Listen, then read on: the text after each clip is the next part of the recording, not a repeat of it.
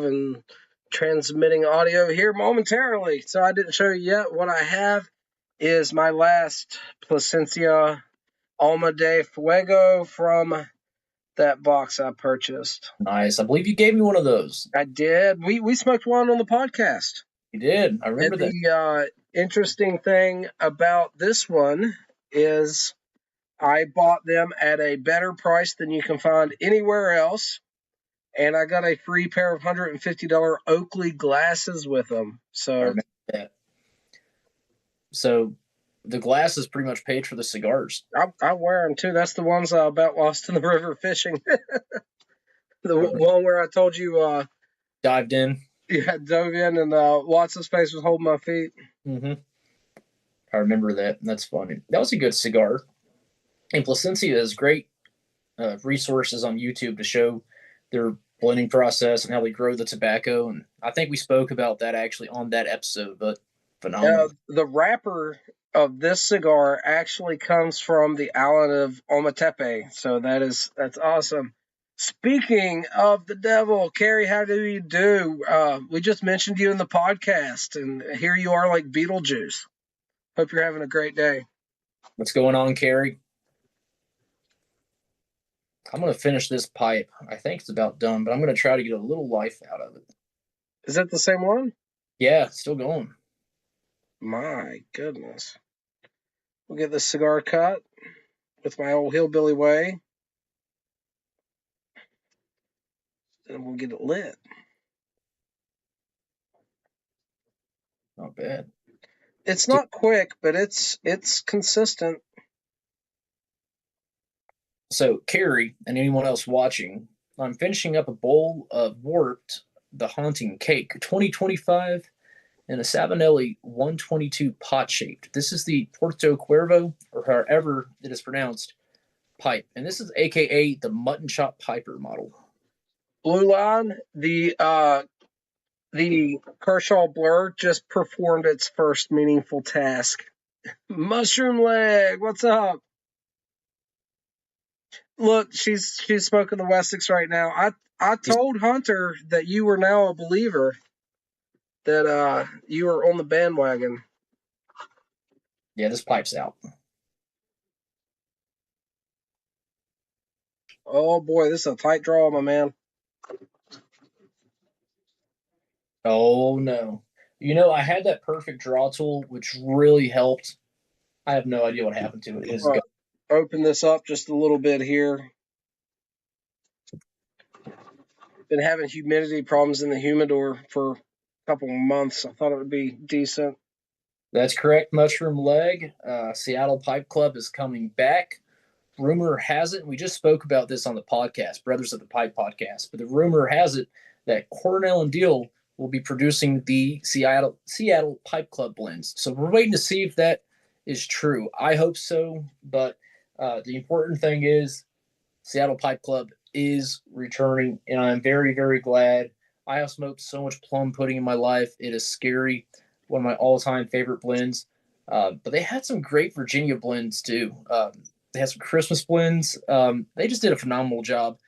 I've actually only had plum pudding and Mississippi River from them, but I love both those blends and smoked a lot of them. I've got first release Hood Canal that I'm looking at now, which is kind of a lighter English with a lot of burley in it, something to smoke in the morning time. And I'd love to revisit that blend, but it's the only 10 I have, and it's the original release. I bought that when it came out. So when I first started smoking a pipe seriously, that was like the very first new blend of anyone that had come out, and had to have it. Smoked. I bought 3, I believe. Smoked 2 of them, and I'm not going to open the last one. Never had the Hogshead. That one did look good. That's the one I was trying to think of. And there's also a Jazz something, but the Hogshead, a lot of people go, pun intended, hog wild over. Mushroom Leg just mentioned it, and I forgot about it until I read it there, and I remember reading about the description of that, and that sounded so good. Yeah, it's great stuff. And they also have a barrel-aged Hogshead, I believe now, or they did until they I got that barrel-aged plum pudding. I don't think it's quite as good. It smells overpowerful boozy quality from the tin. When you first open it, it's like walking into a brewery, but it didn't smoke too aromatically. But I don't know. I have to give it another go.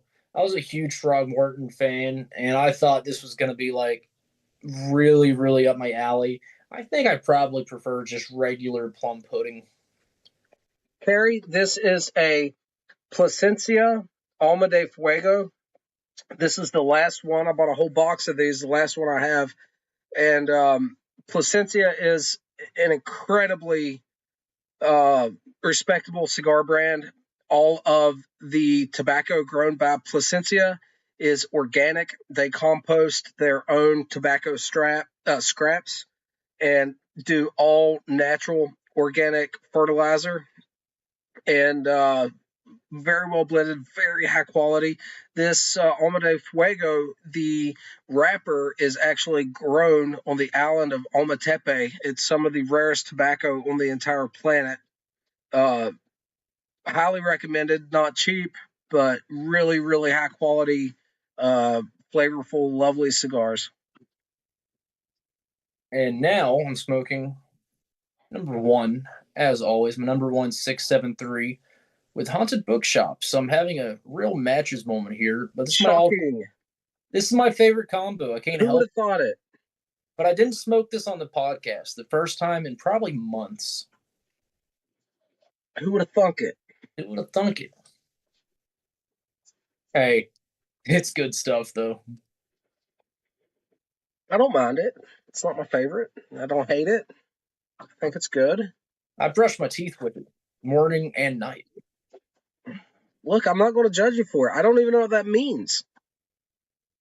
Well, it means whatever you want it to mean. That's the beautiful thing about Haunted Bookshop. Todd, or Blue Line, tonight we smoked the 2025 Crumble Cake, the Haunting, Cornell and Dill, and Warped cigars. And it's good. It's good. It's I think it could be improved, but that was the main gist of it tonight, was kind of reviewing that experience of that. That was my second bowl of it. Hunter brought 110, split it with me. I had one bowl previously, and the second one tonight on the podcast. It was enjoyable. Not giving anything away. Listen to the podcast, I guess. But looks like Carrie's listening to the podcast now. She's been commenting and doing all the stuff. Carrie is the best, man. What can I say? She's been knitting like crazy as well, and in that Wessex Burley Slice video, she knitted the sweater, the what'd she call it? Something green, acid green sweater she was wearing. I've been looking into knitting a little bit. I've never done it. I've been around crocheting all my life, but knitting, doesn't have to be as deep of, textile. You can knit like a pretty flat, plain. I'm out of my dominion here, but I would like to knit some wool stuff, some wool socks, stuff like that. That would be cool. I have never attempted to knit, but I think actually when it comes down to it, it's not just a useful, but a necessary survival skill. It is. It is. I've made textiles a little bit.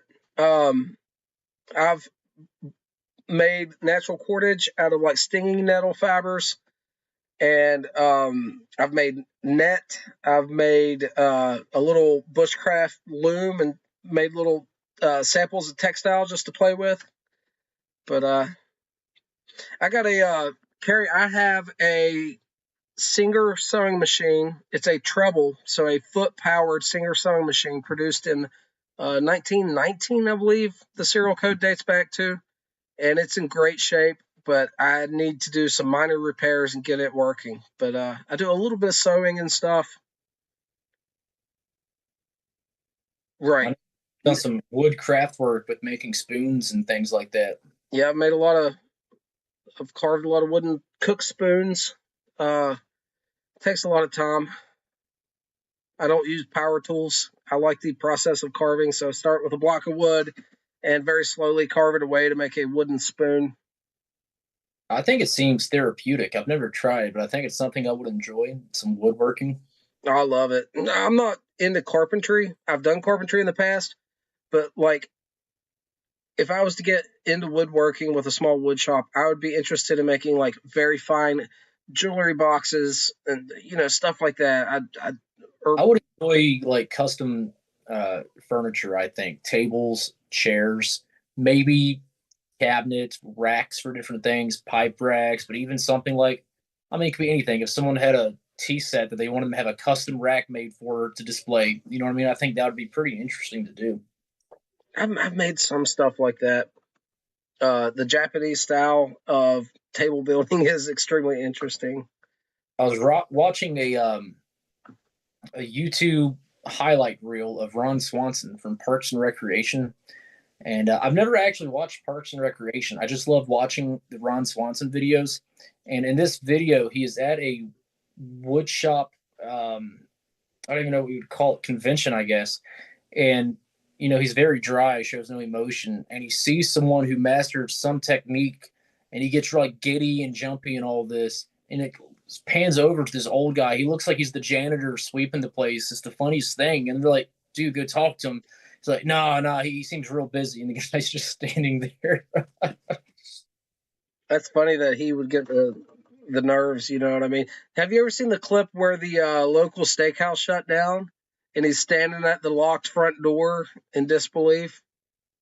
No, I haven't seen It's a classic, dude. That is hilarious. Oh, one. Carrie's in the chat. She's done some wood turning.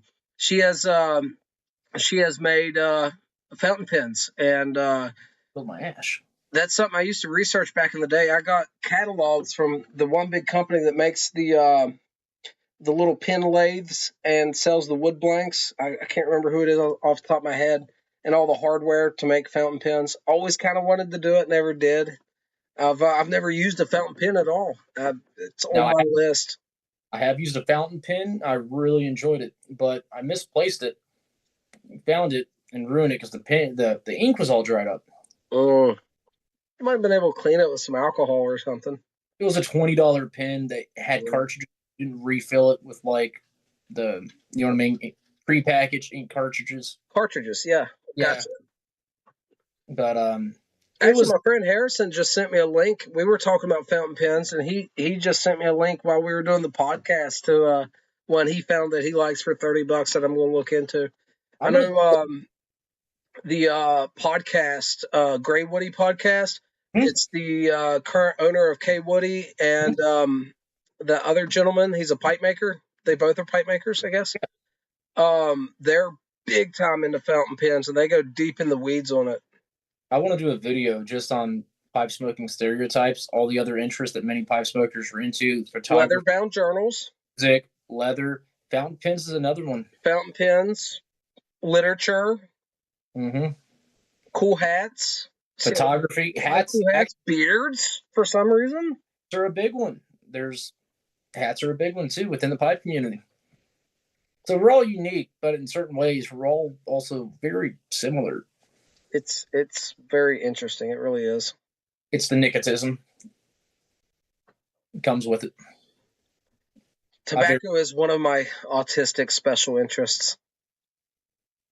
It's like the only thing I'm good at, and it's so niche. Like, if I could have the tism for, I don't know, like day trading or stock. Oh, yeah. Something practical. Right.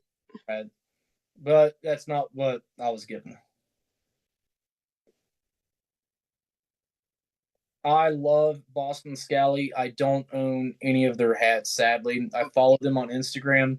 I would love to get one Blue Line. They have several of the Halloween ones that they've, I guess, released this year, and I think they look phenomenal. And I can't wear flat caps, my head shape or something. My buddy Harrison's got like 2 or 3 of those. They're really cool. He has one. I don't know if it's by them, but he's got the Peaky Blinder edition one. It's like really nifty. He's got several. This is my main one. My wife got me this. It comes with a matching vest and actually a matching flask. But this is actually made in Ireland. It was pretty cool. So it's a three-piece set. So it has the vest that matches and the flask that goes with it. Man, So that is cool. one of them. It's actually featured in the Thanksgiving video we did last year on Mom's Porch on your Hey, channel. mine is too. Yeah. And so I like them real well. This one's a little different than the Boston Scally, but still pretty awesome. And the Boston Scallies, am I saying that correctly? I think I am. Yeah, I think you are. I think they're a good price, like $40 or $50, and they look very well made. I could be wrong on the price. I think it's Snort Slinger popped in. He said, "I'm avoiding the baby shower at my house. Help me." Hey, man. So, Snort Slinger. I'm sorry, Hunter. Go ahead. I was just going to answer Blue Line real quick. He said, "What's the brand?" It's Aran Sweater Market from Aran Islands, Ireland. 100% wool. So, talking about autistic special interests, Sonora Slinger's been doing the slingshot videos, and I'm someone, I've kept a slingshot around my entire life and never really got the obsession you've had. Like, I've known you my whole life. You're my brother. Like, we are actual brothers, grew up in the same house, like brothers. His whole life obsessed with slingshots. Well, I've never really got good slingshots, right? I've always used whatever Daisy Crossman was available at Walmart with tube bands, but I got one now with flat bands, an actual frame, and I've got actual bands, and I ordered some more, and I'm talking to Sonoran Slinger. He's giving me some advice, and I was wanting to do a little quick short today, and I set up a tripod, and I set up a Mountain Dew can at probably the entire length of the house, so in between here and the post office, that entire length, probably 35 feet or so. And set up a single Mountain Dew can, and I have my clay pellets, and I'm like, all right, let's see how many takes it's going to take to hit this can. And I've been practicing some, but just maybe 10 shots or so. And I haven't shot a slingshot in a couple years now. And I set it up, man, and hit record, and I smacked that can the first shot. I was like, oh. Wait, was this today? Today, yeah. Oh. I thought you meant the Mountain Dew can was growing up. That's what you used to hit. And I was going to call you out online because we did not have Mountain Dew. We had Citrus Drop yeah. Dr. Drop, Dr. Mountain Dew, whatever the off brand is. Dr. Dew. Dr. Thunder. That's not the Mountain Dew one. Is it not? I don't know. Dr. Thunder's the Dr. Pepper one, obviously. Yeah. Oh, but yeah, man, I've been playing slingshot some more. Got my big bore blowgun. I don't know, Sonora Slinger, are you familiar with the big bore blowgun by Cold Steel? I've got actual razor broad-headed darts. Professional archer Tim Wells has on film used this blowgun to take ram, warthog, whitetail, black bear, just unbelievable amount of stuff he's harvested. Black bear, dude, with a blowgun.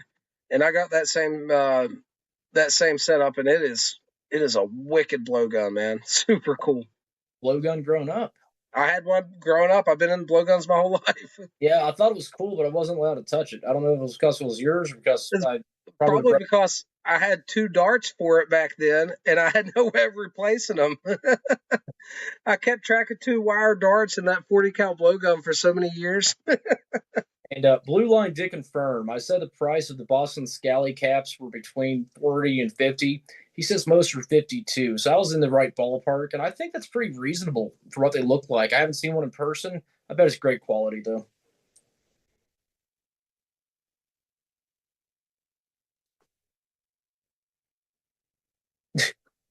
Man, he's trying to get out of this baby shower. I love it. Lynn Thompson, the owner.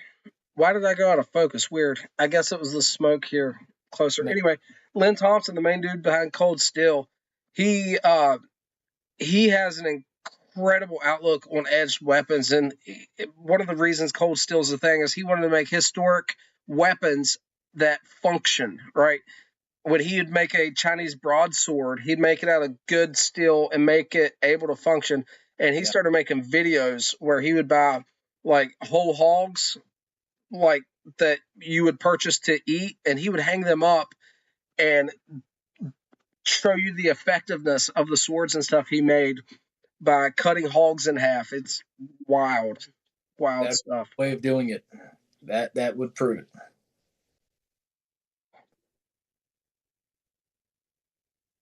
Let's see. It's a good smoke, man.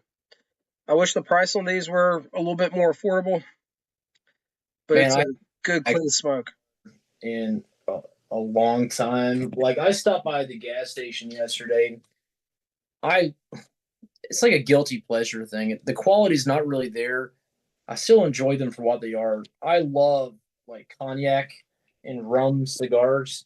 So for walking the dog especially, I like to pick up, not all the time, but sometimes, some of the Game Leaf cigars like this. It's like a cheaper backwoods. You're probably the only man that smokes them the way they come from the factory. I'm the only one. But if you like the size of these cigars, the Cheroots, which I'm really into actually, you can buy some really good ones online. Victor Sinclair makes some great ones. Carolina Rose, and I did a video response to her, is really into the Banditos. I've smoked those as well. So there's different ones you can get. These are the El Cheapos that are meant for the green leaf. But I kind of like the rum dipped in the cognac, the flavoring. Blue Line sent me some acid cigarillos in that care package today. I haven't looked up which ones they are yet, but that'll be interesting. I haven't smoked an acid in a long time. Yeah, it's been a while for me. I have one here somewhere. I used to smoke those acid blondies a decent amount, and then one day the flavoring gave me a headache, and like I knew it was the flavoring that did it, and just hadn't had one in a long time due to that. But I used to smoke those back in the day a little bit, though.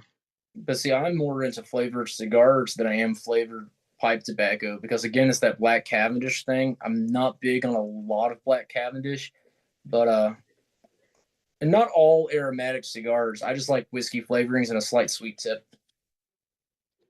Will Bill in the chat. Yeah, I got my Blackbeard hoodie on, man. That's one of my symbols I associate with. I like it a lot. So Carrie says Blowgun's a reminder of the movie Jungle to Jungle. Do you remember that one? That was Tim Allen, right? That was a good one, Jungle to Jungle.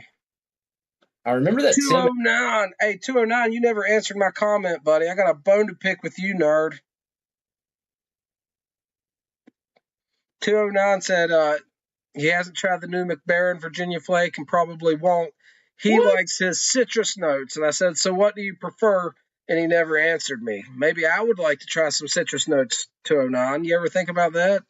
Yeah, man. What's your citrus note, Virginia? Let us know. I want some. Doc's proposing a corn cob thing. Have you seen this? What is it again? I'm sorry. He's proposing a corn cob month for November. Oh, well, I've seen people watch his video. March before, and mirrors from March. The whole month of corn cobs. I would have to get more cobs that were filterless for me to do that. I'm open to it, actually. I want to get some cobs with the Forever Stem. I love cobs. I need to try that. Open airways, though. He says, no, I never think about you. I love it. Trash. The culture vulture claims another victim. Okay, we got 209 in here. All we need is Walt in the chat. Yeah, we need a drunk Walt to show up, and we'll have it made. Oh, man. It's like Beetlejuice. Just keep saying his name. He'll be here, man. I might be. And I don't know if I'm old enough to deal with 209 and the Carolina Piper himself in the same chat. No, they were in here together one time. It was funny. I may have been drinking myself and not realize. I don't know. Well, it's Saturday. It is Saturday. Podcast. We're hanging out with our friends. It is the after party after all. It's the after party for a reason. It is the after party for a reason. I still can't believe I didn't smoke the number one on the podcast, but I'm telling you that 122 was like calling my name. I had that fantastic smoke of Brothers in Arms earlier today out of it. So I was like, man, I want to smoke that pipe again. I smoked the beautiful Peterson 80S on the podcast. Love this pipe. So 209, if you like Capstan Gold, have you tried the Perry Jensen King's Watch? It's a great I like King's Watch. light Virginia blend with citrus notes. It's really good. It should be comparable to Capstan Yellow because it was kind of inspired by 1960s Capstan Yellow and has just a touch of a citrus top note to it. I don't get that much citrus from it, but I'm fond of it. I think it's a great blend. I haven't tried the Port Guardian yet, the Red Virginia one. I have a tin of that tucked away. They're both really good. I think I actually prefer the King's Watch, though, believe it or not. Thank you, Carrie. I really like it. This is the one, if you had not heard my story, I guess a hunter was wanting to purchase it, but he found another one to purchase. It was a Savinelli, and he messaged me, and I was still got ash, and I can't. It's actually got a little feel in it somewhere. Is that the feel you see on camera? I don't know. There's a tiny feel, but anyway, Hunter sent me the link for this. It was an incredible price for the condition it was in. Paid $50 for it, and it is right there at the top of the heap. It just a wonderful smoker. Greg's in the chat. Tunnel Tech, what's going on, brother? Oh, now I see him. There he is. What's going on, Greg? Yeah, the King's Watch, Hunter, I really like that one. I've almost smoked the whole sample you gave me, and I have to get to that Port Guardian, but the Bright Virginias at the moment are so much more appealing to me than the Red Virginias. The Red Virginias are a bit more hit and miss for me personally where I'm at.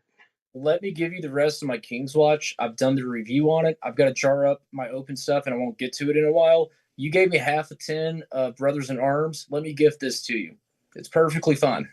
No. Well, I'm going to keep the 10 because I'm like that.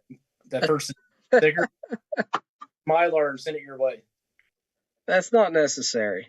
I know it's not. But you gave me this haunting that we just smoked, man.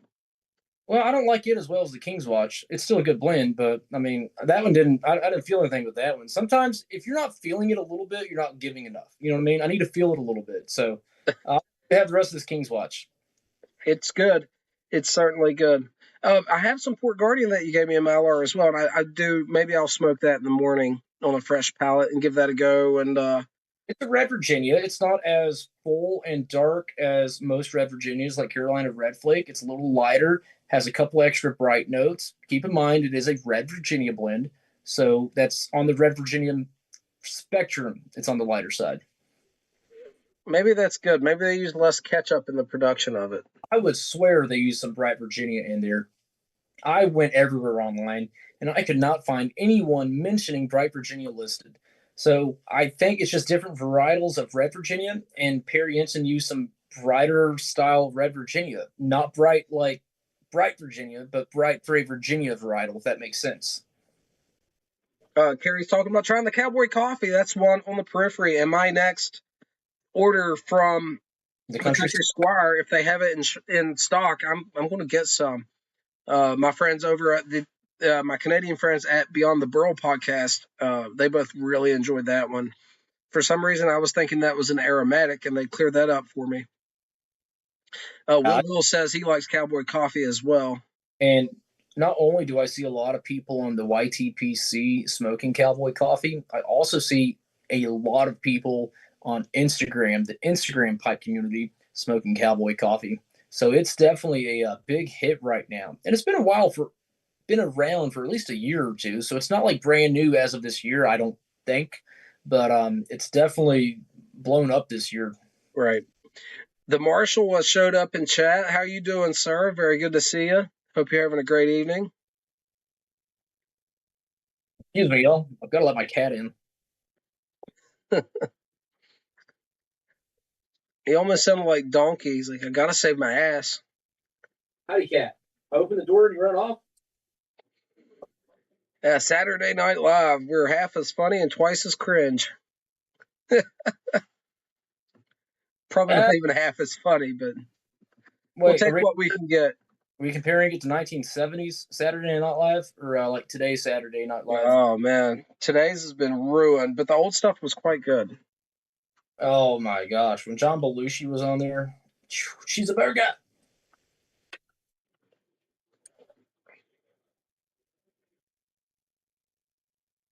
Sweaty balls. Sweaty balls. More cowbell. You remember that one? Oh yeah, man, with Walkins. What's his name? Is it Christopher Walkins? Christopher Walkens. Yeah. I didn't realize I that. got fever. Fallon was in that clip in the background. Who was? Jimmy Fallon. I didn't realize that, but he was in the background. Oh yeah. But my all-time favorite is the living in a van down by the river. Is it Christopher? Oh my gosh, that was the funniest thing. Then he falls on the table at the end. I've seen that a million times. Yeah, that's a good one. I'll laugh watching that. That's a good one. I've seen it on a few T-shirts for sale online. I thought about getting it. That'd be great.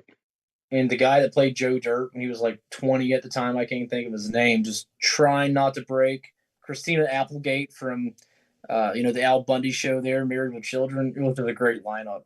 Dad says they were fun back in the 80s because they were coked out. They really were. John Belushi, I guess that would have been the late 70s. But yeah, definitely some. Yeah, there's no doubt about it. No doubt.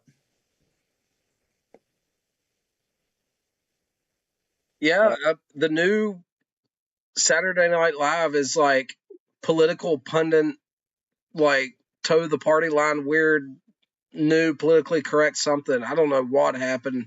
They've had a few good clips. One that I saw recently that was earlier this year or late last year that was actually, I thought, like really great is George Washington crossing the Delaware.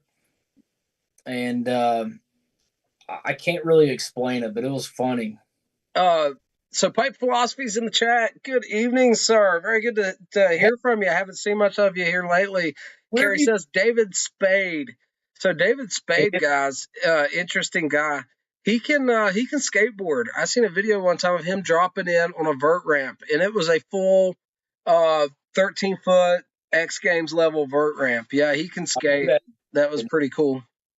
Pipe Philosophy, man, it's so great to see you. It seems like I haven't seen you in a while. Really glad you're here, man. Great to hear from you.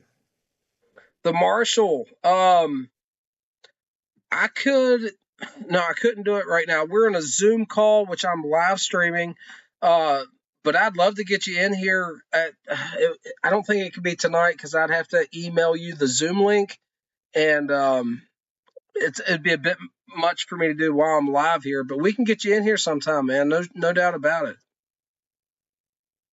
it. Email me sometime after this, and if you want to, maybe next Saturday, we can get you in here and chit chat. Maybe I can post the Zoom link to anyone and see who all wants to jump in. That'd be a lot of fun. I don't know who all has Zoom. I could post that in the chat. We'll see who pops up. What we should probably do is keep this Zoom link we're using specifically for the podcast and just mine and yours live. Have a separate use for when we want pretty much guess anyone to pop on. But no one can jump in unless I accept them. So even if the whole world has it, they're not going to get in unless I accept them. You know what I'm saying? That's right, because the one I was using previously was set up differently because it was a different host of the Zoom, so that would work out really well, actually. Marshall, do you have? Let me see how I could do it without you seeing it, though. I don't know. Let me see. You can just put your email in the chat real quick that we use, and let me know if anything changed on the screen. So far, so good on my end. Okay, I got a different window brought up.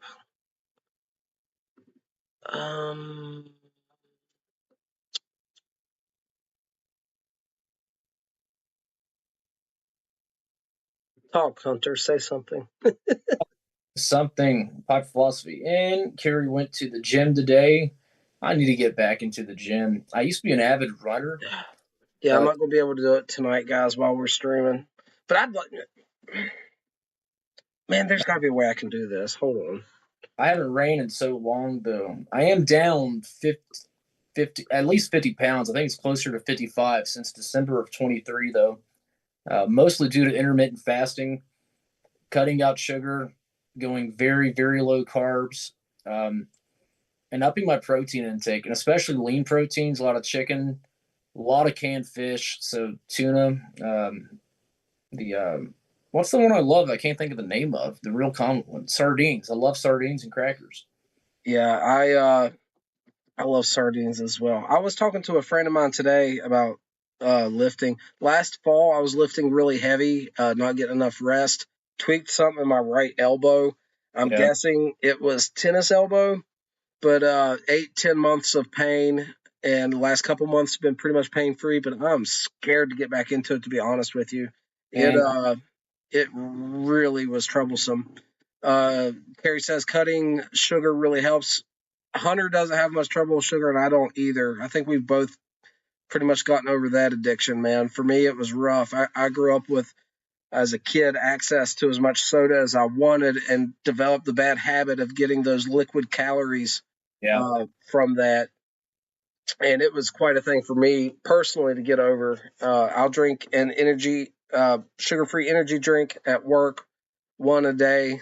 It's not like I'm perfect, but uh, avoiding sugar for me is fairly easy at this point in my I life. Thank drink any, God.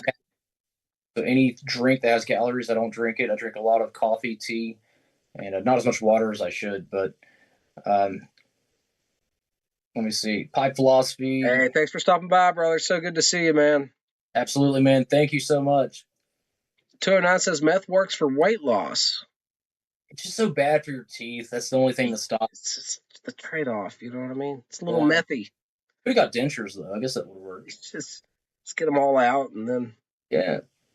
But the sugar wasn't too bad for me to kick. I didn't have too much of a sweet tooth. For me, it was carbs like bread and potatoes. Well, That was tough to kick out. And I still do eat some carbs. The two that I have a difficult time giving up, I'll just say one.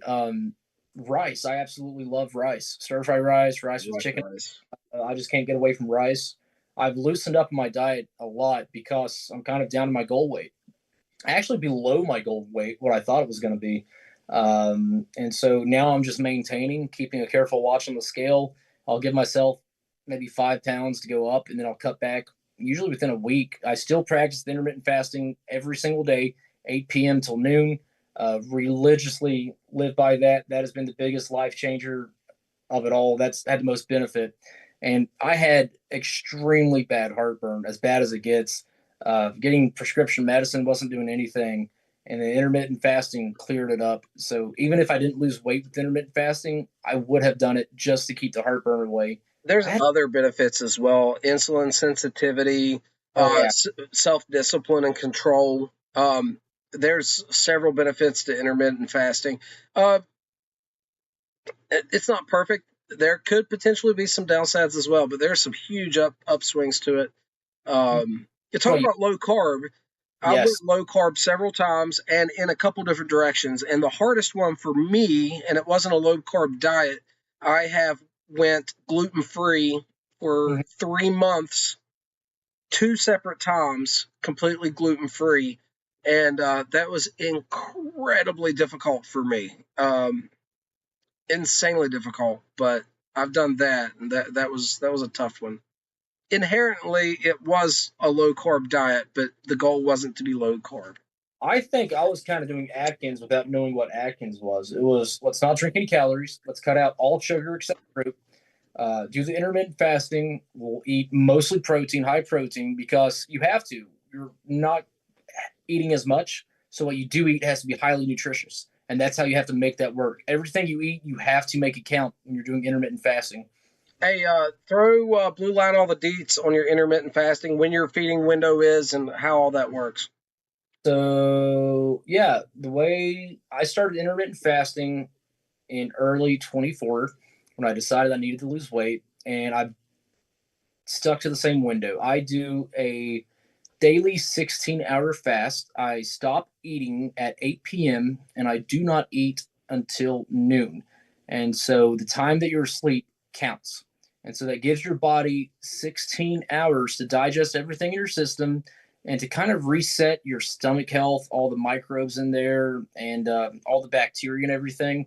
And so it speeds up your metabolism a little bit, clears up your heartburn, and but it puts your body into a state where it gets fuel from the fat that you have stored, and it also kind of kills and eats bad cells. And so it kind of cleanses your body. The trick to it is because you only have an 8-hour window that you can't eat, i.e., lunch and dinner, and that's it. Maybe a very, very small snack at 3. But because you're eating so much less food, you have to make sure that the food you eat counts. So very high protein. You have to have a lot of protein. That's the biggest thing. And when you get really into it, you could also go longer. I've done 24-hour fast. That was the minimum 16 hours a day. It's tough when you first start off, but after about a month, that habit becomes a routine, and you don't have to think about it. I don't have to think about it anymore. And now I can go a long time without getting hungry. Your body learns to not get hungry. And people don't really get hungry like they think they do. They think they're getting hungry and they feel actual hunger, but it's more of this mental thing that you feel. Boredom. You want to stimulate your senses with something. Well, the whole idea that we need 3 meals a day is absolute BS. It really is. You don't. Our ancestors didn't have 3 meals a day. And start your day off with fruit and orange juice and like bread and cereal is the dumbest thing you could possibly do. Absolutely do not do that.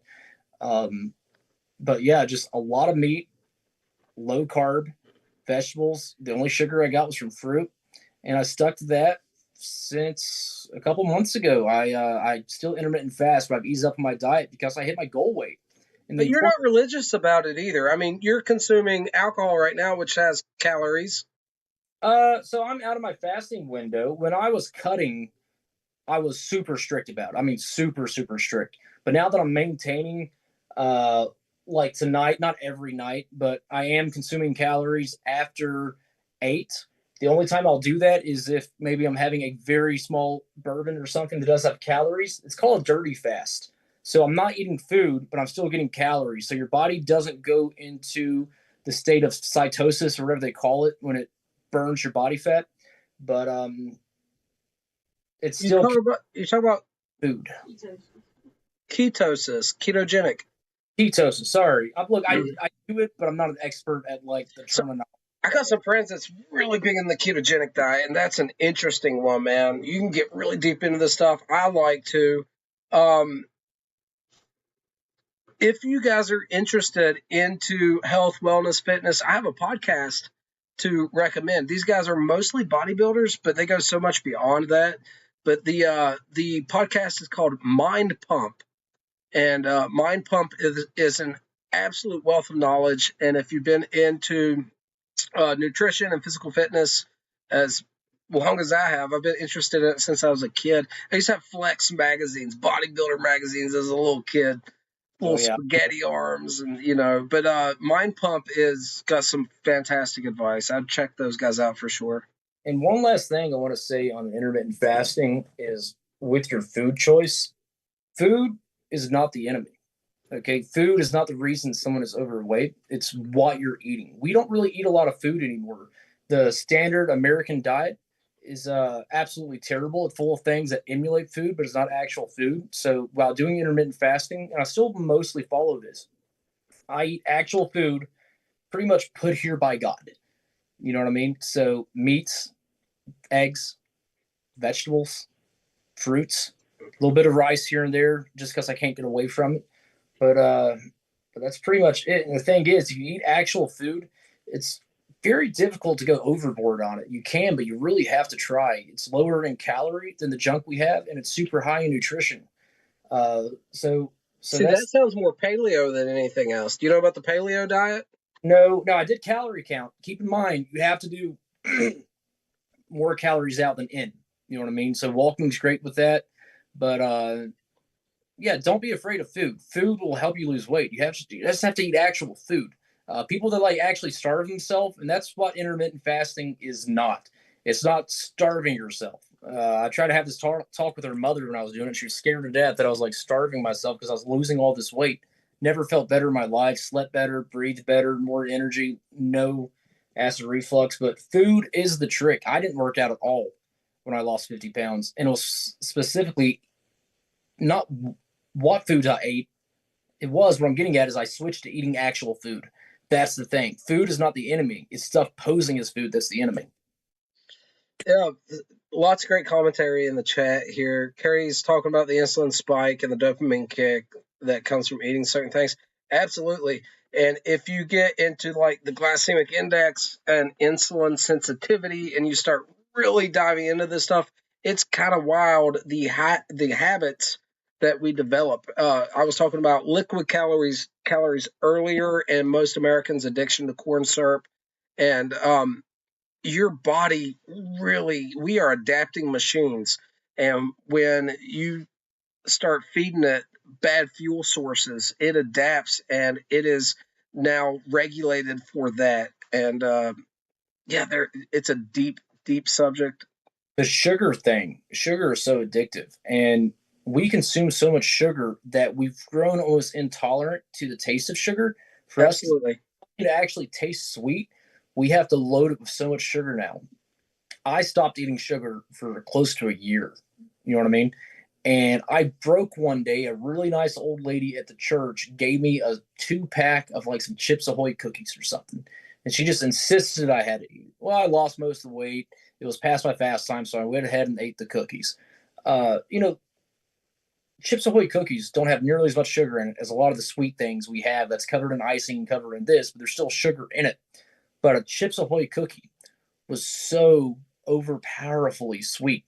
I almost couldn't eat it because where I hadn't ate sugar at all, my body was, I don't really know how to say it, but I got the full impact of it. You know what I mean? There was no sugar tolerance. So that little bit went so freaking far. It was disgustingly sweet.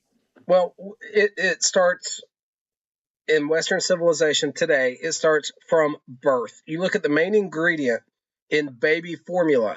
I kid you not. Corn syrup solids are the main ingredient in most baby formulas. You can look it up. I'm not just talking out my ass.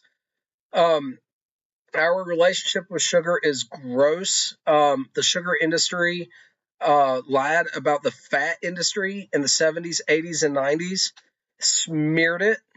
The government food pyramid is an absolute crock of shit.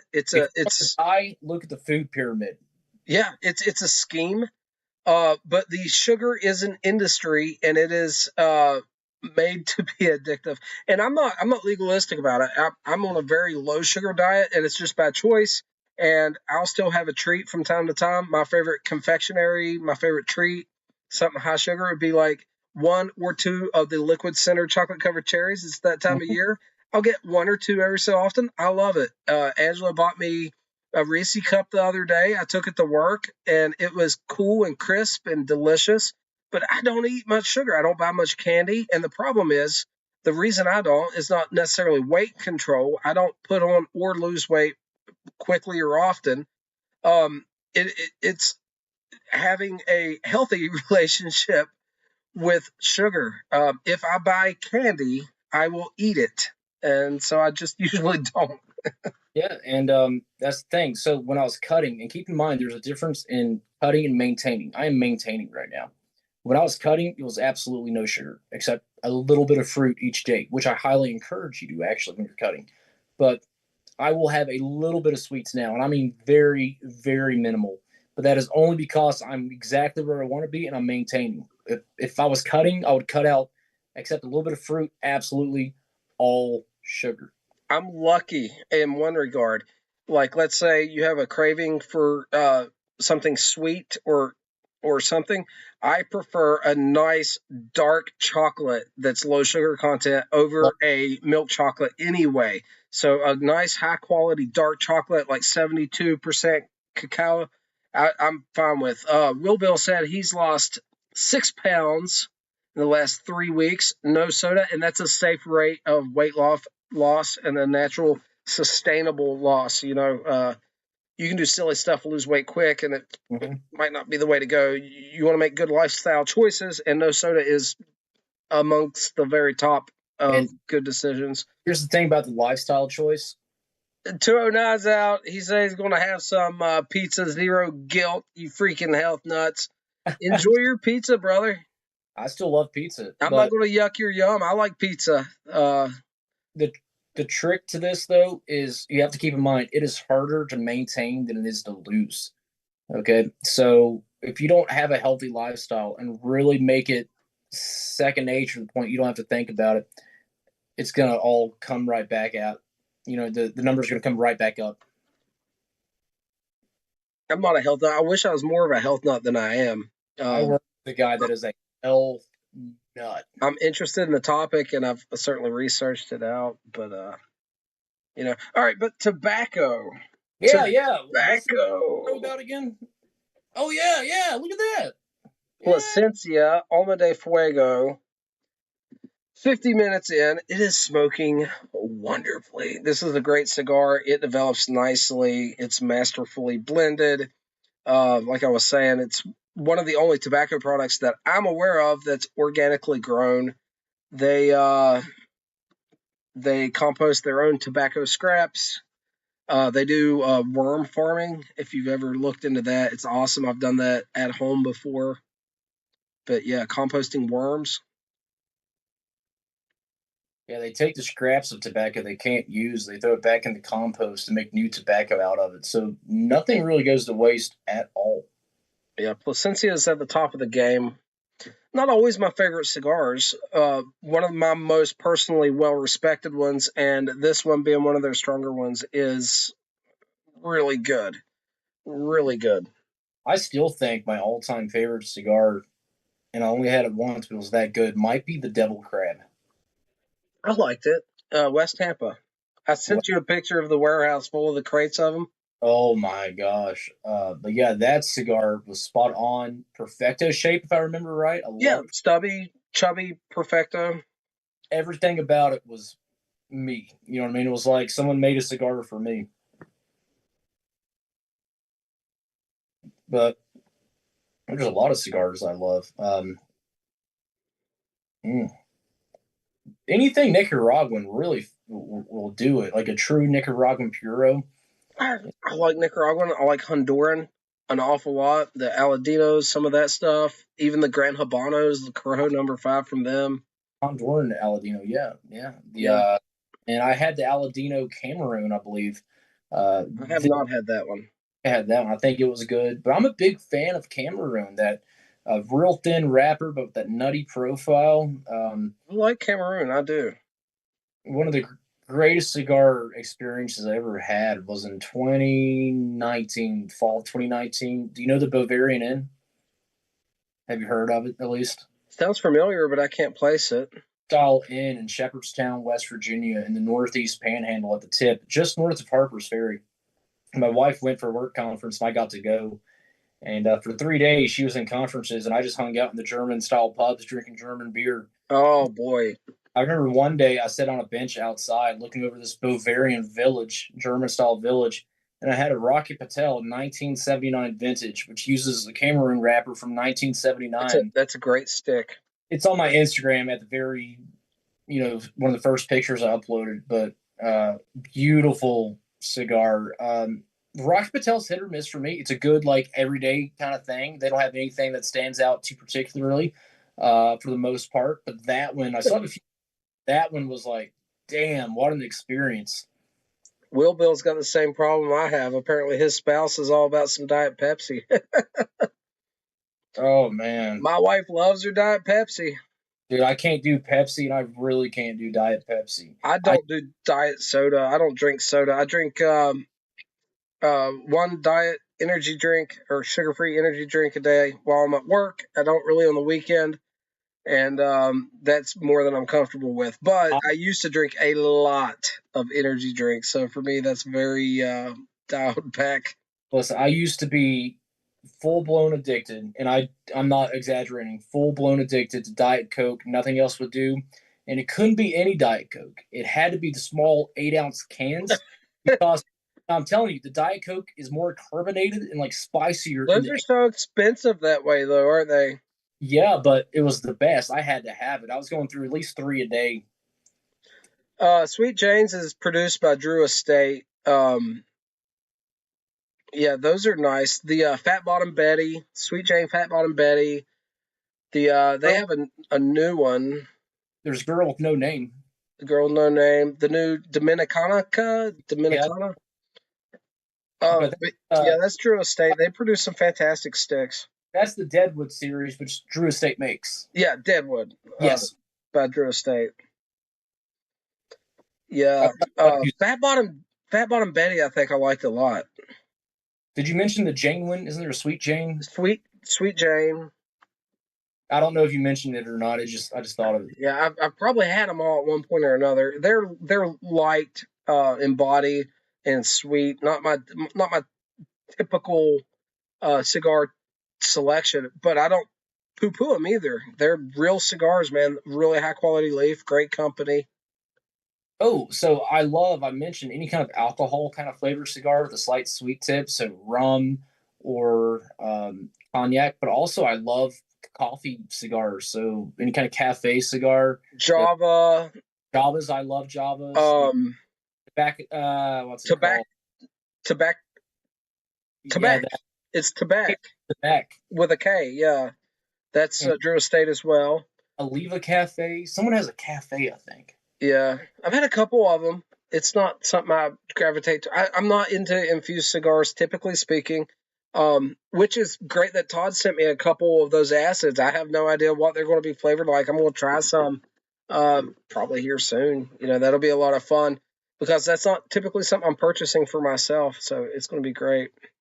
I love sweet tip cigars very well. It's Hunter, what was the black label we had on the podcast that was recommended to us? Carrie, it was not that one. We had a black label that was recommended to us at a cigar event we went to.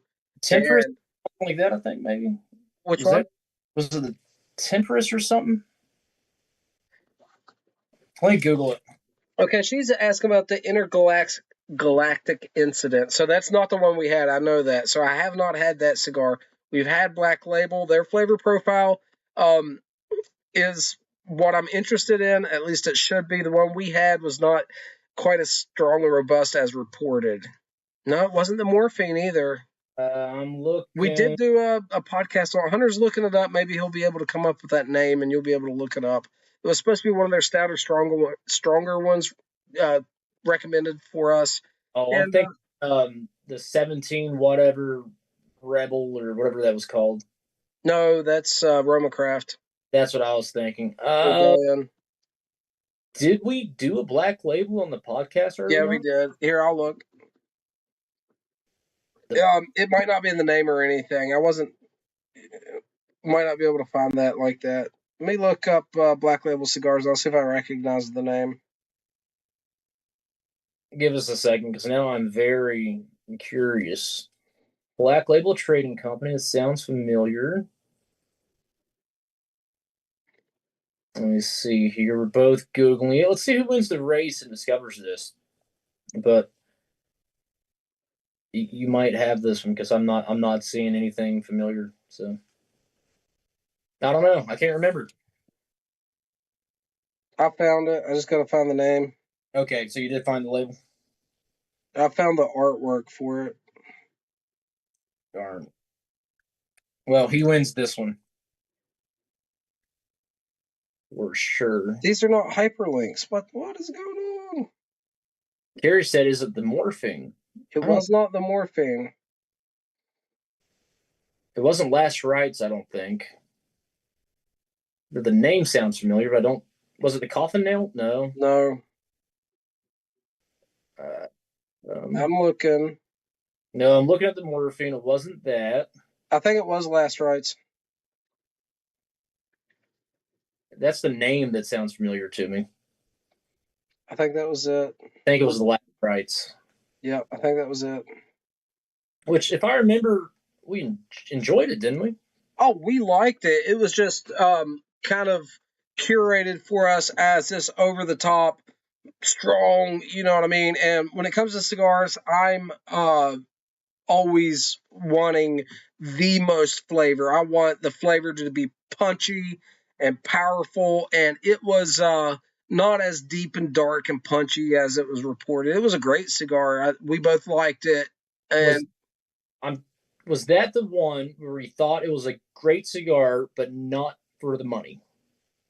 no, Or I don't even think you bought one. I think I bought it and gave it to you. So I don't know if that would be. It was like a $12 stick or something. Okay, no, that's not It was a Robusto. It was a smaller cigar. It was good. It was good. It's just not exactly what we were shooting for at the time. No, shoot, they were in my lighter. Oh well, I got another.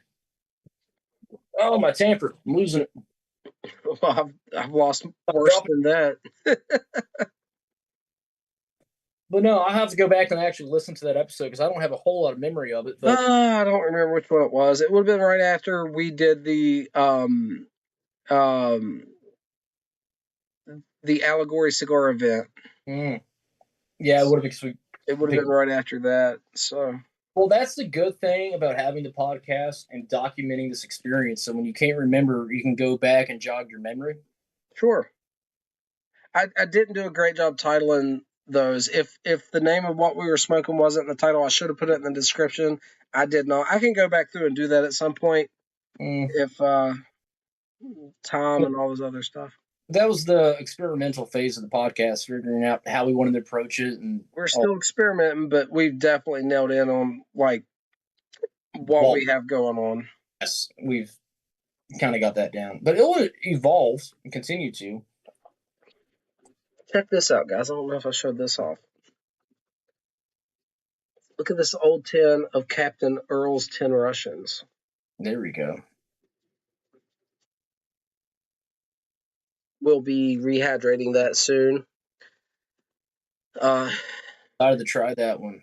Yeah, I think what I'm going to do, man, is use an old tin, put a bottle cap with a little water in it, so I don't want the moisture touching any of it, and just do it a little bit at a time so I can, experiment a bit. What Greg Peace recommends doing is getting like a moist paper towel, of course, distilled water, and laying it over the top tightly, and then putting the cap on. I've done that exact thing before. Yeah.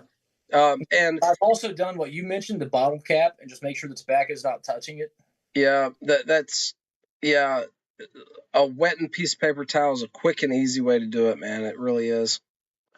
I've been smoking more the past couple of days of, well, any of them will do, but the Daughters and Ryan blends. And hey, man, that looks so good in a half-gallon jar.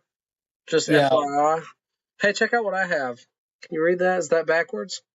Hold on. Let me click on it. We've got High Dry Tea. I didn't tell you I opened this one. Is it good? It's good. It's exactly... High Dry Toast is almost a... oh, it's so full. It's almost a category and not just one blend. Let me show you the one that I've been diving into. Well, I was diving into it. I didn't say this, but I had a sinus infection all week. Another one. Ooh. Okay, but let me tell you what got me through it. That Red Bull nasal snuff. I would do a little bit of that each morning. It would open up my sinuses. After a couple minutes, I would sneeze it all out, and all the sinus would come out, and I was great for the rest of the day. This is a European-style Hunter that is closer to American dry Scotch than most other Europeans. But it's nothing like American dry Scotch. I'm just saying it's in that direction. Closest to it. I got it all over this finger from opening it. Someone try to not waste it. Let me grab the one that I... Oh, good Lord. He done did it.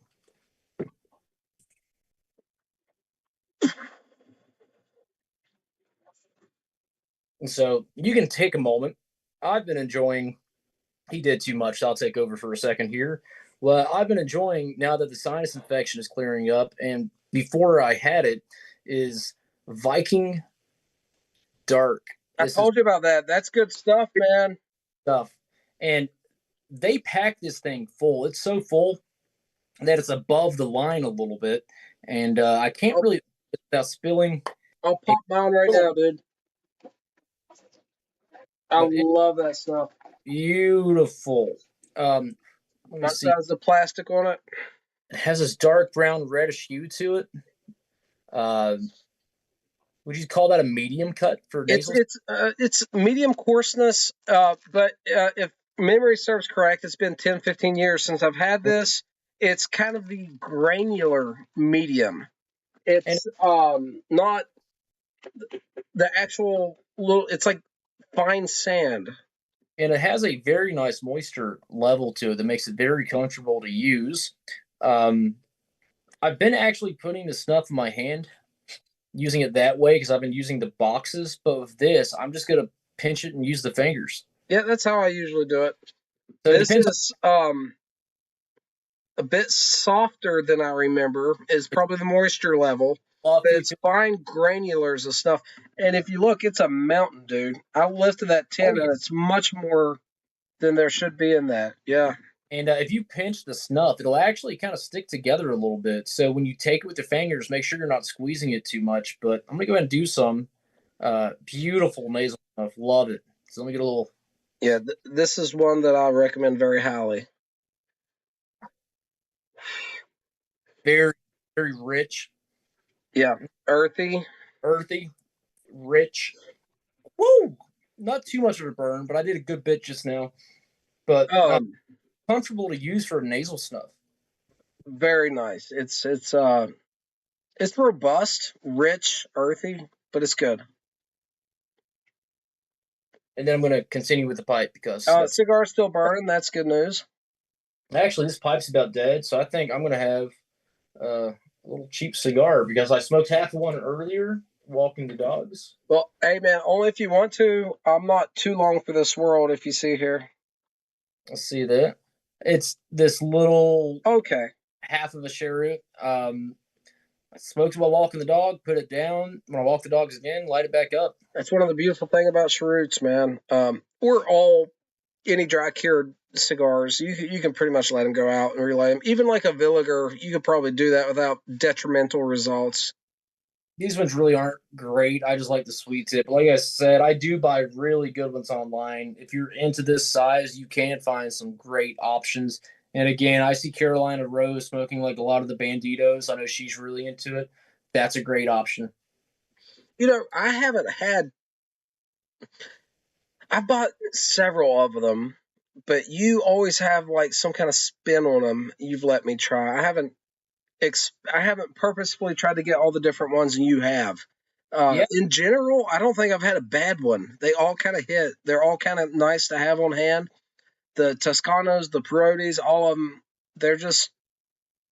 yeah, those are the Kentucky fire cured ones. This Which one's one do you have right now? this is just a regular cheroot, but it's not the Kentucky fire cured like Toscano style. Okay. Those are really, really good. The best cigar deal you can actually get for a real cigar. Perotis, Avantis, uh, oh my gosh, Ramrods. The list goes on and on. They're fantastic. See, you said cheroot, and Kentucky cheroot comes to my mind. Yep, there's different kinds. This is a not a Kentucky cheroot, but I spoke a lot of the Victor Sinclairs that are like this, but they're just better packed. You know, actually made for cigar smokers. I had these A feel Arturo like Fuente cigars to open up here soon. The cigarillos in the tin. And some of the fuller premium ones here, I have doubles of, and we'll have to either do a live or a podcast with some of those. There's a cool story behind those, and I'd like to share those with you, the ones I have doubles of. So Dakota Blue Line has put a great comment under on the chat here. I think this one is more tailor made for you to answer.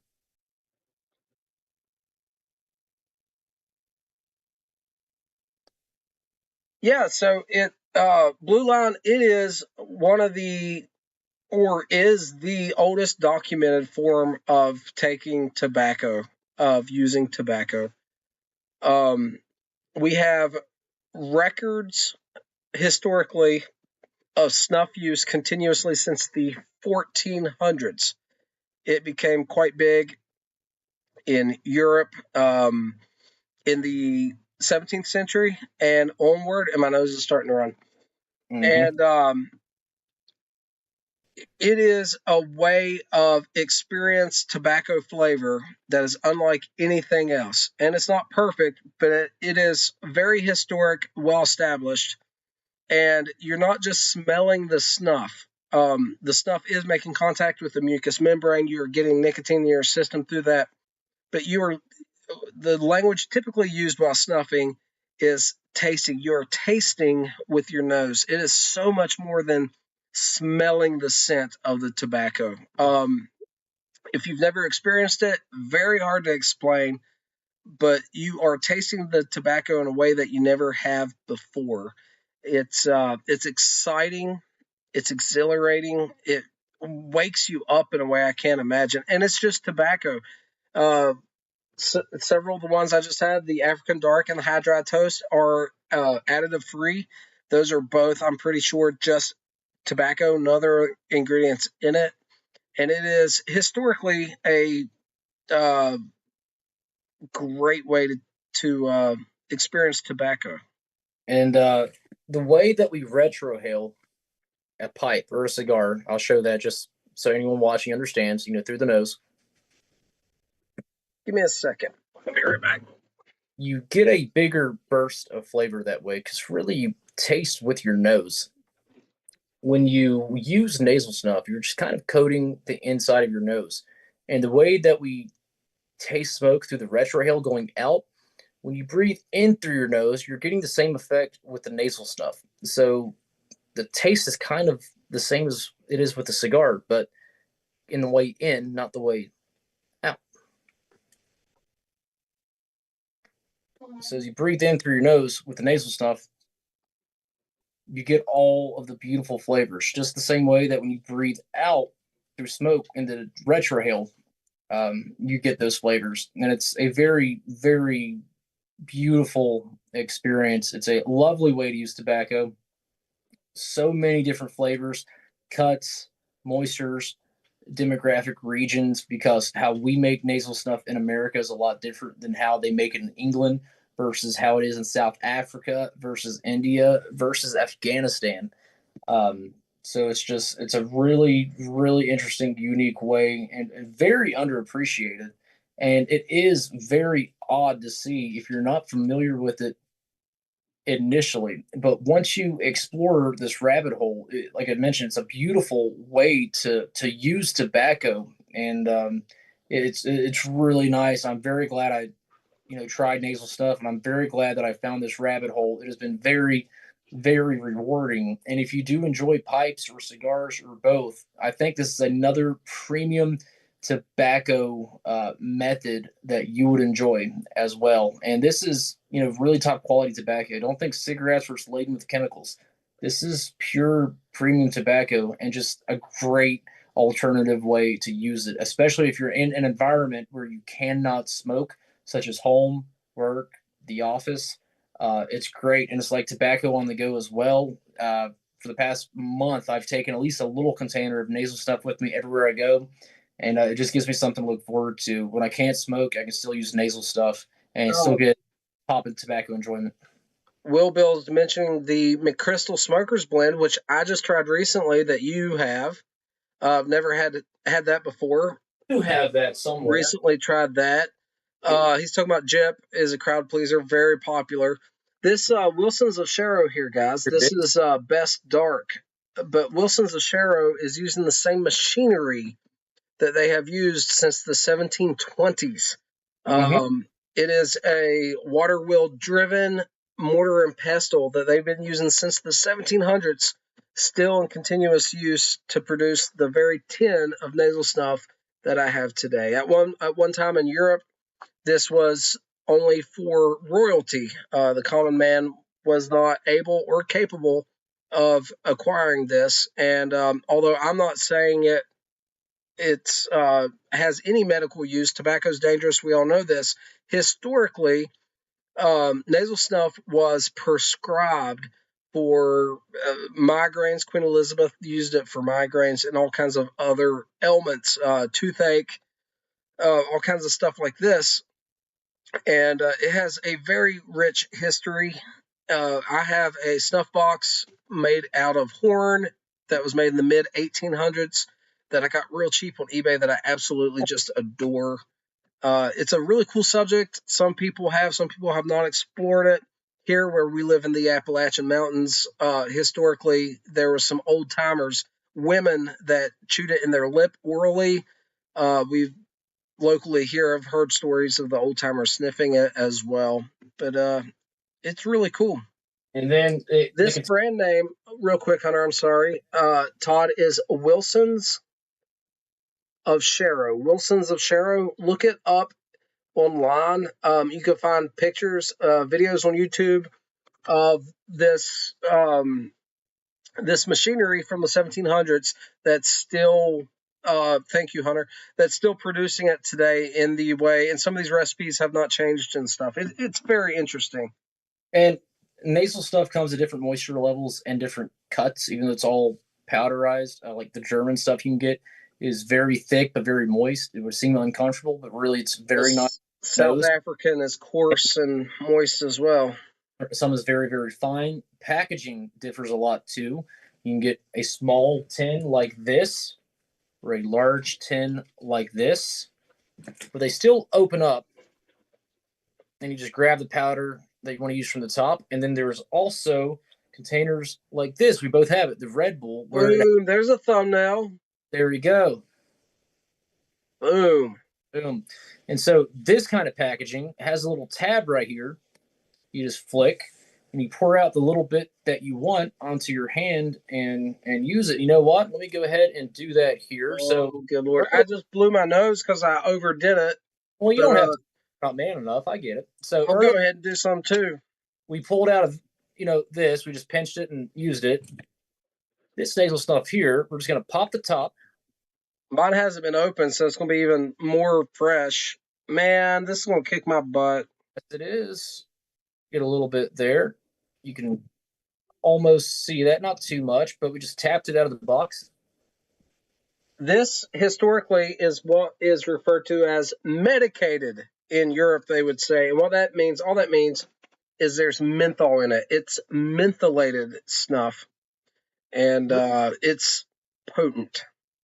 And so I like these containers very well for on the go because it makes such a clean way to use nasal snuff. It's not going to spill. It's sealed with rubber, so your tobacco is not going to go dry. You want a little bit, you just pop it, put what you want on your hand.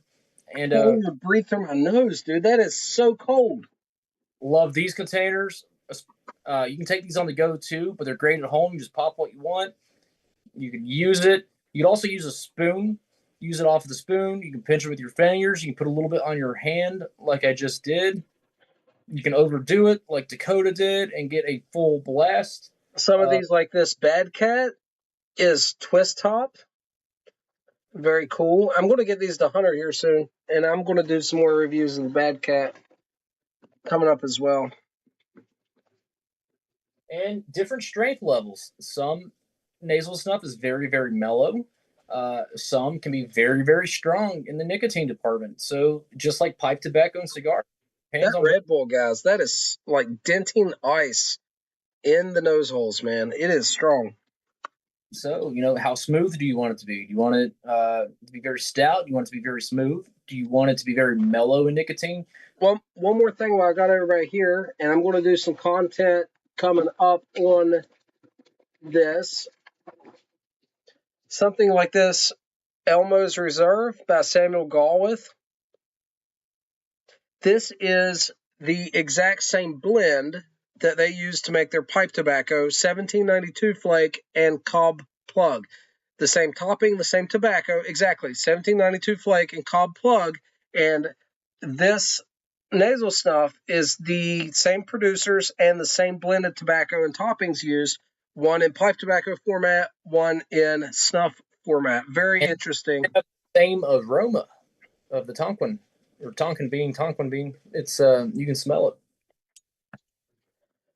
Yeah, this order came from Mr. Snuff. Carrie, the artwork on Bad Cat is second to none to any tobacco product on the market on the entire planet. Dude is killing it. I can't say too much now. What I can say, what I have from Bad Cat is a review sample. It's not available for purchase at the moment. Very soon, I will have some news coming about availability of Bad Cat products and where and when and how they will be available. I can't say a whole lot right now. I don't know exactly what I'm at liberty to say. I can say that they are becoming available and will be available for purchase. He's doing a fantastic job. Killing it. I'm really excited for where that company goes. And in pipe tobacco as well, he's producing some micro blend pipe tobacco additionally, and really excited, man. He's doing great stuff. Great stuff.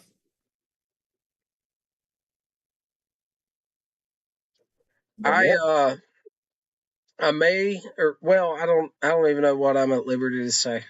Bad Cat is USA. Bad Cat is USA. The gentleman's in Kentucky. The problem is regulations within the states are such that it's difficult to blend snuff within the U.S. and but there's a way coming to acquire it. So just be on the lookout for that. It is recognizable. The branding is just. Let me show everybody what I'm talking about here that Carrie's mentioning. I don't know which one I already showed. Here's another one. Here's the espresso that I showed on the channel. This is Bad Cat Tobacco, and everybody follow him on Instagram. Bad Cat Tobacco. Just Bad Cat Tobacco on Instagram. There's a link somewhere for their Discord. They have a very active community.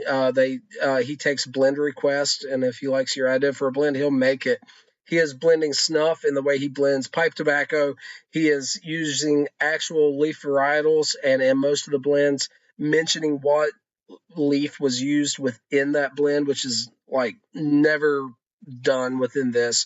And I really think it's giving some energy back to this classic form of tobacco use that's not seeing a lot of love these days. But I do think there's a resurgence in interest. And if I can have any part in that to promote it for people to try it, I'm going to do so. I agree. I'm glad to see it making a comeback. You know, tobacco is so boutique to begin with, and then you have cigars, and then even more boutique. You're going to have pipe tobacco, and then getting even smaller of a category, you have nasal snuff. Oh, so I will say this. All right, spoiler alert. If you guys follow pipe publications, and I know there's not a whole lot of pipe publications, but if you buy like certain pipe magazines, like here's one for instance, right? Like if you read awesome stuff like this, November 21st, the December issue will become available for purchase, and there may be an article written by a content creator that rhymes with Captain Burley Slice in it, and it might pertain to nasal snuff. So, might want to check that out. Yeah, I wonder who that could be. I don't know, but I don't know. I can't say anymore. But I haven't been told not to say anymore. I'm just saying. Yeah. But the nasal stuff, man, the nasal stuff's been a fun one to venture into. It's been rewarding, really. I've been interested in it since almost the very beginning of my pipe smoking journey. But not my pipe smoking journey, because there were some years I just Dr. Graybo and over-the-counter blends. But since I started ordering like Dunhill Nightcap 15 plus years ago online and was really getting into the weeds, I've been interested in nasal snuff that long. I don't even know where it started with me. I think you were the direct influence on that. I knew you would use nasal snuff And I guess I was curious about it. I seen other pipe smokers use it, but in one of the box passes, I managed to get just a small sample of Delakia Blueberry, I think, and it was pretty smooth. That's And out of India. Delakia was and I don't know if they're still around. I don't know. The Afghan white is actually produced in India, and it appears the same as that Delakia white from back in the day did. So I think there's some crossover there. Blue Line says he's making a snuff order tonight. Blue Line, let me give you some pros and cons real quick. Good things, snuff is cheap and it goes forever. You buy a $3-4 tin like this, good luck using it all within the next decade. I am not joking. This stuff goes a long way. It really does. Will Bill's hitting on it here. The shipping is out of Europe, and it is extremely expensive to ship, and customs can get it. It's kind of like on the gray market. You're not doing anything illegal purchasing it. The company sending it is in the gray area with legalities, and customs can seize it. Like if you order from Mr. Snuff and customs seizes it, they will reship it. You're not going to lose any money. Shipping's expensive. It might take a long time. My order from Mr. Snuff, honestly, guys, because I didn't get my first one and they had to resend it much later, it took 3 months from the time I initially ordered it till it was in my mailbox. Okay, 3 months. I have a backup order, which, Hunter, I haven't told you, from Toke. I just got shipping authentication email saying it shipped a couple days ago, but I ordered a backup order from another European company. There's 2 places to order, Mr. Snuff, which I recommend, and Toke. I recommend them as well. They're having issues. Yeah, it takes forever. It's expensive. Not the snuff itself, but shipping and stuff is crazy. So do know that. But it is worth it. Yep. My last order from Mr. Snuff shipping was around $30. And me and Hunter went in on the shipment. Everything was duplicate, so I ordered like 2 of everything, and there was a lot there. So, but all of it together was $30. The tins individually are not that expensive, and they last. So you can get some real oddities on the website and some real unique stuffs from unique places. But brands to really look out for will be McChrystals, Wilson's of Shero, Samuel Gawith. Anything else you can think of? Gawith Hogarth also has some. That's phenomenal.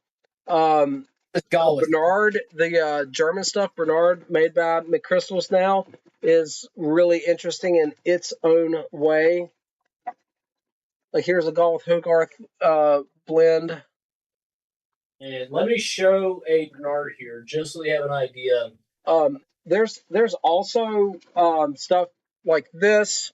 This is very strong, heavily fermented, very coarse and moist. This is produced in South Africa.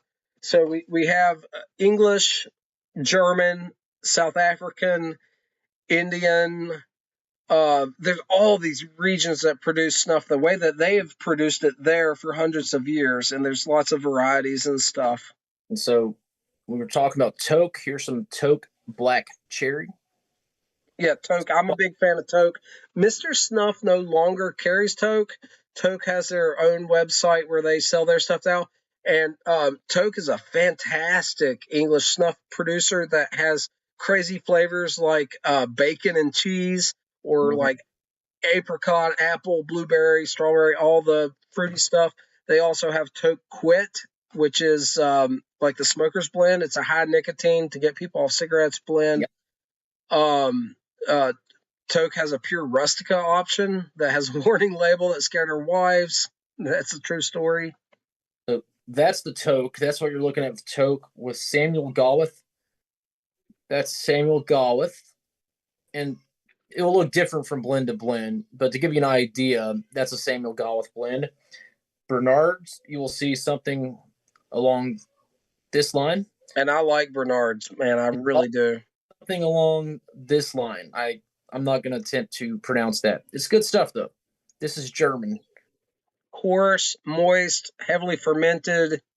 I really like the German stuff. But just because it's coarse, don't be too scared of it. It's, intimidating at first when you first see it. Very moist, very easy on the nose. To be honest, the more fine and dry the stuff is, the more it may burn. And they don't all have a burn to it.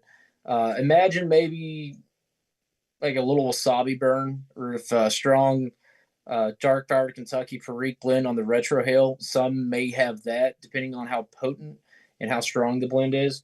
But then some are very, very smooth. So it just depends on what you like, really. The Celtic Talisman is very easy to take. It's an aromatic type snuff. It is kind of fine still, kind of moist, but very easy to take. Lovely cherry flavor. Huge fan of that. Great stuff. Not very high on the nicotine on that stuff. You can take a lot of it. Yeah, absolutely. Don't do it all at once. I found that out at my son's birthday party. Hunter's got a great picture up on his posts. That really happened. And, you may want to blow your nose every once in a while just to clear it out. But, yeah, we haven't really talked about it, but the point of taking snuff is not sniffing it. You're really trying to coat the inside mucous membranes of your nose. And if you get too much in there, your nose will start to run. If it drains down the back of your throat, some people love that. I do not. I intend to blow my nose and get it out of there before it starts running down the back of my throat. That's unpleasant to me. It's not a deal breaker, but I try to avoid it. But it depends on the user how long they can keep it in their nose. I can use it and not blow my nose at all until maybe the end of the day. Yeah, if I spread it out and it's a drier snuff, yes. But if I use one of the coarse, moist ones, I always end up blowing it out. But that's after a day of using it. At the end of the day, I may blow my nose. Don't think. Let me rephrase that. If I use it like one time and go the whole day and not blow my nose, it'll be okay. You can go to bed, and you don't have to blow it out. It's just if you use a lot throughout the day, yes. May want to. How do you know if you need to blow it out? Your nose will get stuffy. Yeah, if you feel like you want to blow your nose, do it. Carrie says German tobacco and did the heart smile react? Oh, yeah.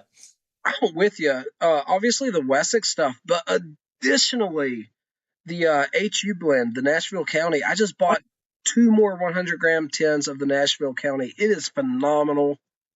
The German nasal snuff is way up there for me. It's unique in its own thing. It's like a subcategory of its own. I love it, though. That shows some of that off. So keep in mind that Red Bull in the plastic container has the plastic tab that you just pop open. The German is similar, but it has a tab that slides down. Yep. And then you take a little bit. Oh, my gosh. Got way too much. Take it.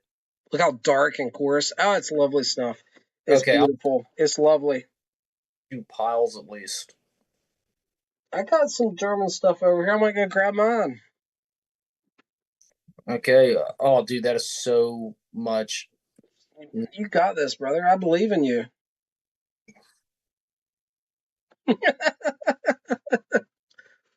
Woo! And it actually didn't burn at all, really. No, that coarse, moist stuff is the easiest to take. It's counterintuitive, to be honest with you, but that was a lot, though. Delayed reaction on that one. Yeah, it's good. But kind of got a coffee flavor almost. Absolutely, Carrie. Almost chocolatey. Yeah. It's got its own unique.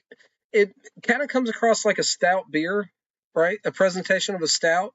And then at the same time, you got like Copenhagen type flavors, the fermented, moist snuff, Copenhagen type stuff. And when you use it, you're not trying to shoot this into the back of your head like 80s Vice Miami cocaine. What you're just doing is coating the inside of your nasal passage. Yes. Yeah, that's very important, guys. Not a snort, it is a sniff. Will Bill said, "Zooey, man." I'm feeling it. Zooey, mama. And if you want to see something crazy, you can go on YouTube and find German nasal snuff competitions. Yes, that's a thing where they pile this stuff in their nose. I mean, like, They see how many grams of it they can stuff in there within a time allotment, which is insane. Let me see if I can find my German stuff. It's not with this stuff. Let's see if I can find it. okay, so that is 3 nasal snuffs in a row. Feeling it. Luckily, I'm a nicotine champ, though, so not too bad. But, whew, that last one, the spice kind of stuck up on me, but that's because I took Putting the Placencia nub down. I'm done with that. And I'm going to do a little bit of this, and then I'm going to call it a night, guys. This is my favorite from Bernard's. You okay? This is my absolute favorite. I have no idea what it says. I can't read German, but it's lovely, lovely snuff. This is this was recently bought out by McChrystals. This was pre-buyout blend here. And mine as well. It is really good. And I'm going to do even more than Hunter did. Woo!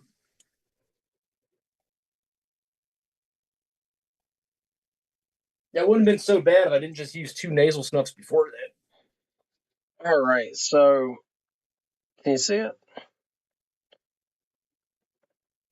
I've got 2 absolute mountains there. I don't want to make a mess, but here we go. Get your pull. It's lovely, dude. This German stuff is very high quality, very distinct, and it's easy to take. It doesn't hit me like a tank. I don't know. I'll be honest, the German might be my favorite. I really like it. It's very distinct, very nuanced. And this one here is my absolute favorite, guys. The black box with the writing that looks like this. Yeah. No idea what it says, but it's. I have several of them, but that one really is pleasant. This one might be my all-time favorite nasal snuff, to be honest. And that's like the classic logo, like German nasal stuff. Yeah, the artwork, man, the artwork. Mwah, chef's kiss. It's so cool. Will Bill says, let me know when y'all see the dark side of the moon. Man. It's neon, actually. They say it's dark, but I'm seeing it right now, and I'm seeing neons and colors. And we got the hidden space based weapons there, man. Guys, we've been on the live now for an hour and 37 minutes, so we have been continuously using tobacco products now for darn near 3 hours, and that was fun. I enjoy these. That was good. I really enjoyed it. Appreciate everybody for stopping by, man. Really good chatting with you guys. Really appreciate the engagement in the chat. We're not just up here talking to ourselves. That's really cool. Hope you guys check out the podcast and enjoy the rest of your weekend. We'll see you all. Thanks for stopping by.